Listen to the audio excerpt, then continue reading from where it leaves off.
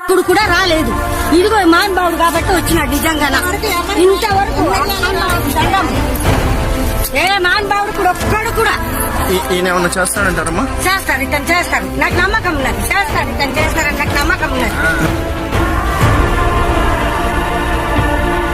అమ్మ నేను చెప్పాను, అమ్మ నేను ముఖ్యమంత్రి కాను, నేను ఎమ్మెల్యేని కూడా కాదు, నేను నీకేం చేయలేను, నీ సమస్య వినగలను తప్ప అంటే, నాకు తెలుసు బాబు నువ్వు ముఖ్యమంత్రి కావు, ఎమ్మెల్యే కావు, నాకు తెలుసు. కానీ నువ్వు ఎప్పుడైనా ముఖ్యమంత్రి అయితే వింటావు, మా బాధను అర్థం చేసుకుంటావు అని చెప్పి అందుకు చెప్తున్నాను. నా కోరిక ఏంటంటే నేను మన పోరాట యాత్ర అప్పుడు నేను అరకు తిరిగాను.